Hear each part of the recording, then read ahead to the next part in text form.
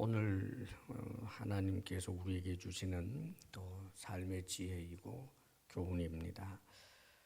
먼저는 우리 하나님께서 절대 주관자다 혹은 주권자다 하는 사실을 잊지 않고 살아야 되겠습니다. 거기 1절 말씀을 우리 다시 한번 읽어보겠습니다. 시작. 왕의 마음이 여호와의 손에 있음이 마치 봇물과 같아서 그가 임의로 인도하시느니라. 아멘. 왕정 시대에 왕은 그 모든 것을 왕의 뜻에 따라서 그 결과가 엄청나게 나타나지요. 왕이 어떤 법령을 내게 되면 그 법령에 따라서 사회가 완전히 달라집니다.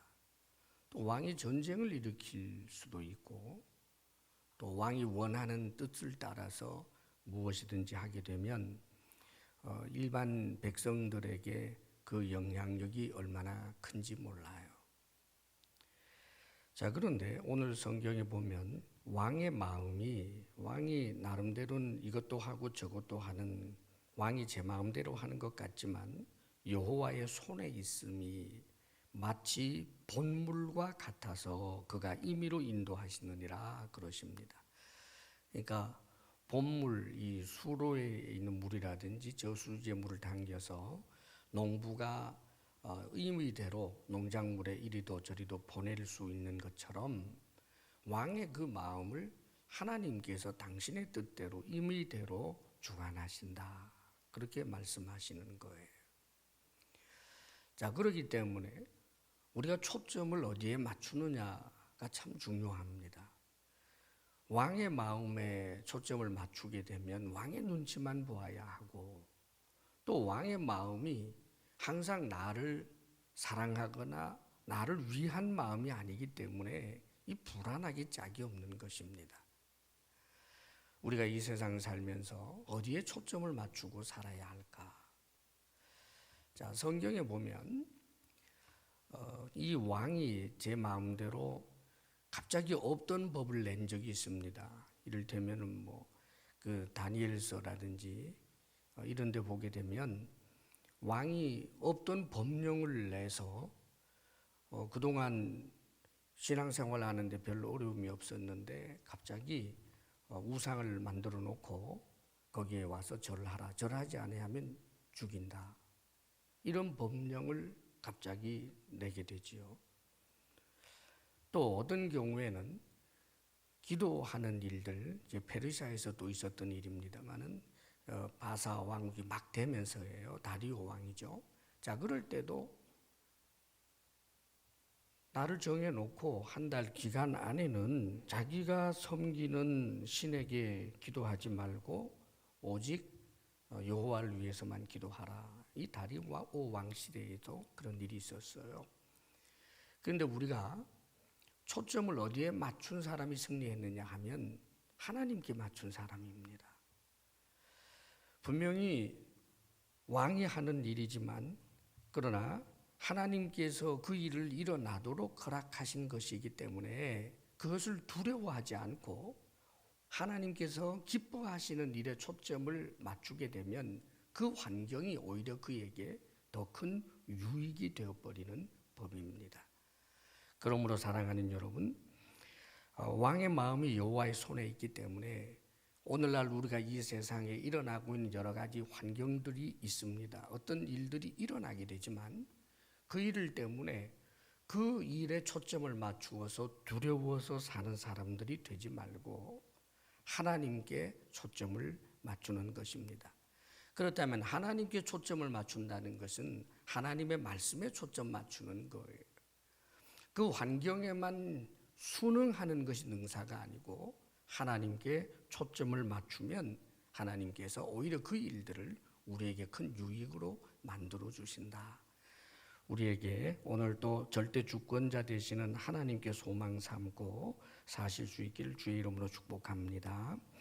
자, 그 다음에 또 한 가지 오늘 말씀 보게 되면 3절입니다. 3절 같이 한번 읽겠습니다. 시작. 공의와 정의를 행하는 것은 제사 드리는 것보다 여호와께서 기쁘게 여기시느니라. 기쁘게 여기시느니라. 하나님을 기쁘시게 해야지요. 하나님을 기쁘시게 하는 것에 이 제사, 오늘로 말하면 예배입니다. 그러면 이 제사 예배가 하나님 앞에서 그것을 하찮게 여길 일인가? 그렇지 않지요. 아주 소중한 일입니다. 성경에 보면 노아가 홍수가 끝나고 처음으로 한 일이 하나님 앞에 제단을 쌓는 일이었어요. 아브라함이 가나안 땅에 도착하면서 해법했던 그 첫 번째 일은 역시 제단을 쌓는 일이었습니다. 성경의 곳곳에 보면 솔로몬의 일천 번제라든지 다윗이 주를 사랑함으로 드리는 그런 제사들을 참으로 기쁘시게 받으시는 내용들이 얼마나 많은지 모릅니다.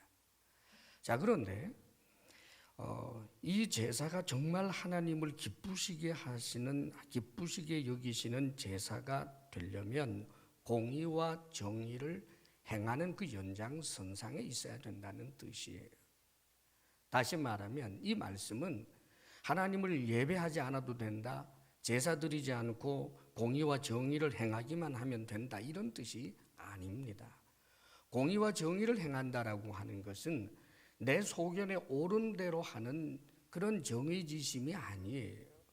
이 세상의 일반적인 어떤 그 시대 정신이라든지 이 시대에서 요구하는 그런 인본주의적인 정의를 말하는 것이 아니라 정의와 공의를 행한다라고 하는 것에 대한 우리 그리스찬들에게 주어지는 의미는 주의 왕되심을 인정하고 그분의 말씀에 순종하는 것이 정의고 공의예요. 우리 하나님은 우리의 왕이십니다. 그 왕이 주신 법을 따라 사는 것이 공의와 정의라는 말이죠. 자, 이렇게 공의와 정의를 행하게 될 때, 그러면 그렇게 삶을 치열하게 살던 네가 하나님을 예배하는 그 예배를 하나님이 얼마나 기쁘시게 여기겠습니까? 이 귀한 말씀을 예배를 소홀히 여길 수 있는 이유로 삼는 것이야말로 얼마나 어리석은 일인지 모릅니다. 예배 열심히 드리면 뭐에 착한 일 하나라도 더 하는 게 좋지. 사랑하는 여러분, 그렇게 말하는 것은 마귀의 속삭임이에요. 착한 일 열심히 하고, 착한 일, 의로운 일 열심히 하고, 그 열심에 나아가 하나님 앞에 간절함으로 예배하게 될 때 하나님이 기뻐하시는 것입니다. 언제나 하나님을 기쁘시게 하는 하나님의 사람들이 다 될 수 있기를 바랍니다. 그리고 오늘 말씀 한 가지 더 보겠습니다. 14절을 한번 읽어보죠. 제일 마지막에 있는 14절. 다 같이 시작. 은밀한 선물은 노를 쉬게 하고 품 안의 뇌물은 맹렬한 분을 그치게 하느니라. 뇌물 써도 좋다 이런 뜻이 아닙니다. 사업을 하는데 좀 기름칠해야지. 그래서 그 법을 굳게 만들고 내 이익을 극대화하기 위해서 뇌물을 써도 좋다라고 하는 그런 의미가 아닙니다. 사실 그 불법을 조장하거나 내 악한 그 의도를 통하도록 하기 위해서 뇌물을 쓰는 것은 명백한 죄가 됩니다. 그런데 여기서 말씀하는 것은 이 선물이라든지 뇌물이라고 할 만한 것은 다 물질이지 않습니까? 돈이에요. 그런데 이 돈을 어떤 목적에 쓰는 것이 가치 있는 것 중에 하나인가? 그것은 인간 관계의 발전이에요. 다시 말하면 내가 어떤 옹졸한 사람이어도 좋습니다. 100% 내가 잘못한 것 아니라 할지라도 때때로는 원인 모를 또 나를 향하여 계속해서 좋지 않게 대하는 일을 향해서 그와의 관계를 발전시키기 위하여 내가 가진 재물을 쓰는 것은 지혜에 속한다, 그 뜻입니다. 관계를 물질보다, 인간 관계를 물질보다 더 소중히 여기라는 뜻입니다. 불의의 재물로 친구를 사귀라 하는 주의 말씀도 있었는데 때때로는 우리는 물질 때문에 인간 관계를 깨버립니다. 또 사람과의 관계를 별로 소중하게 여기지 않아서 유익을 위해서는 사용하지만 별로 내게 뭐 물질적인 실제적인 이익이 없다라고 하면 그저 끊어버리거나 누군가가 나에게 좀 억울하게 돼가면 다시는 안 보면 된다고 생각을 하는데 우리 크리스찬은 그래서는 안 됩니다. 특별히 교회 공동체 안에서는 서로 사랑해야 되는 거예요. 그럴 때 내가 가진 것을 상대방의 마음이 상하지 않게 하는 아주 지혜로운 방법으로 선물을 주고 그의 마음속에 그의 가슴에 소위 뇌물이라고 할 만한 것을 안겨주는 것, 이것은 사실은 지혜에 속한다는 말이지요. 그러나 기억할 것은 주면서도 상대방이 기분 나쁜 경우가 있어요. 줄 때 어떻게 포장하고 어떤 타이밍에 어떤 지혜를 가지고 주느냐, 이것은 얼마나 귀한 일인지 모릅니다. 이 세상을 살면서 좀 더 사랑하며 풍성하게 사는데 물질도 사용할 줄 아는 주의 사람들이 되시기를 바랍니다. 기도하겠습니다.